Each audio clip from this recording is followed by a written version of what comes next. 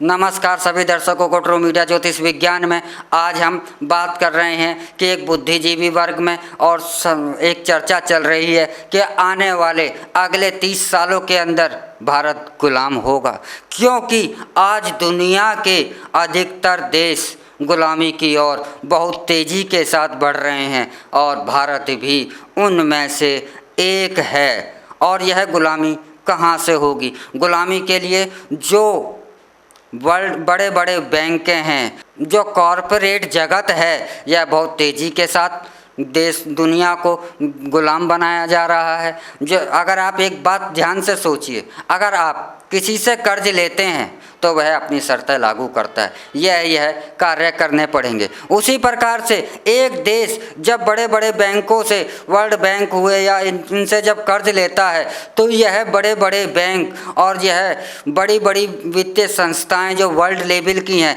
यह उन देशों पर अपने नियम भी लागू करती हैं कि आपको यह कर्ज दे रहे हैं कि तो आपको अपने देश के अंदर यह करना पड़ेगा, जिसके लिए यह सरकार है उस कार्य को करने के लिए बाध्य हो जाती हैं। क्योंकि इन बैंकों को, इन बड़े बड़े वर्ल्ड के लेवल के जो फाइनेंस वित्तीय कॉरपोरेट है, यह सिर्फ और सिर्फ अपने पैसे को किस तरीके से निकलना है, किस तरीके से वसूलना है, यह उसी पर ध्यान देती हैं। वहाँ की जनता पर, वहाँ पर कोई नहीं ध्यान दिया जाता कि आपको लॉकडाउन लगाना है, या जैसे कि आज भारत के अंदर कोरोना जैसी महामारी का दौर जो चल रहा है, यह भयंकर रूप लेता जा रहा है।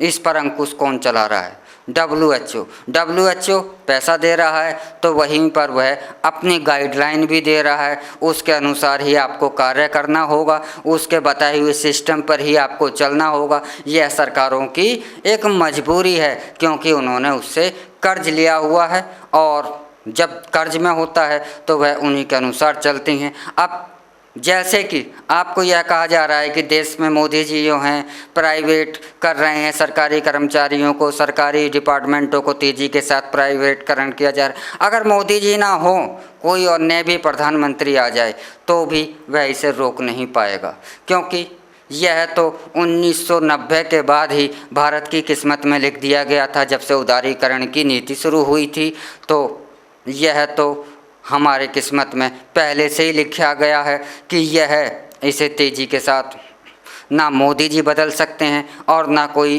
और बदल सकता है। इसे बदला जा सकता है तो वह भारत की जनता अगर जागरूक हो। लेकिन भारत की जनता तो सिर्फ और सिर्फ हिंदू मुस्लिम धर्म जातियों में बटी हुई तंबुओं में और खेमों में बटी हुई है और देश की बागडोर आज भी कमज़ोर से कमज़ोर होती जा रही है। भारत आज आर्थिक महासंकट की ओर बहुत तेज़ी के साथ बढ़ रहा है और यह आर्थिक महासंकट क्या भारत को गुलाम नहीं बना सकता? और भी उदाहरण देता हूँ आपको कि हम आज़ाद ही नहीं हुए हैं।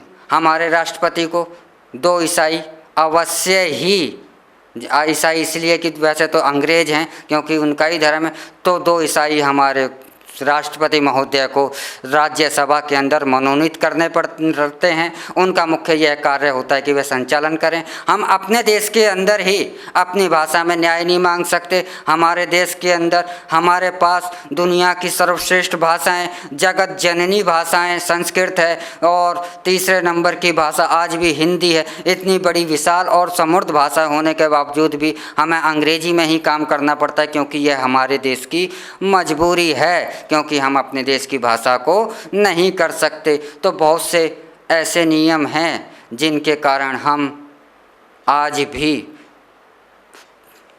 अपने देश को, नियमों को नहीं बदल सकते, क्योंकि जो यह संविधान है यह अंग्रेज़ों का ही दिया हुआ है। यह तो एक प्रस्तावना थी, उसका प्रारूप डॉक्टर BR अम्बेडकर को संविधान सभा को दिया गया था कि इसको आपको विस्तार करना है, इसमें बदलाव नहीं करना।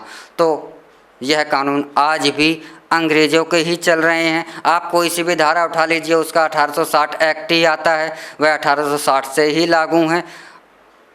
तो हमारा देश आज बहुत तेज़ी के साथ गुलामी की ओर बढ़ रहा है, इसमें कोई शक नहीं है।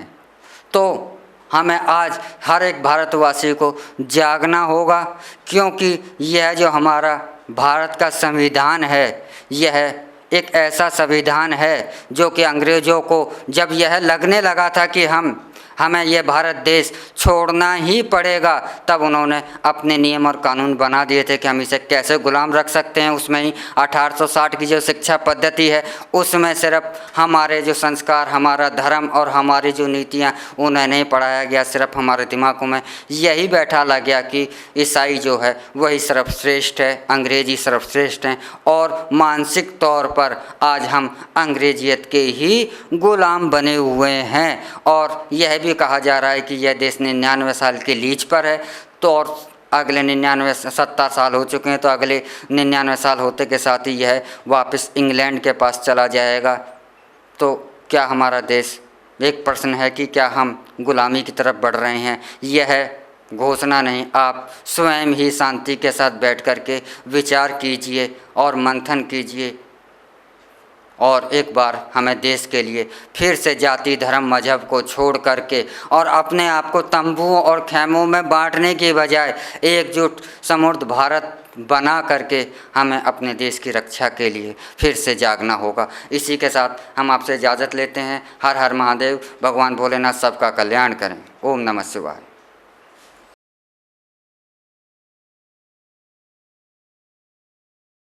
अगर आप ये वीडियो YouTube पर देख रहे हैं तो हमारे चैनल को सब्सक्राइब करें और बेल आइकन को दबाना ना भूलें। अगर आप Facebook पर ये वीडियो देख रहे हैं तो हमारे पेज को लाइक करें।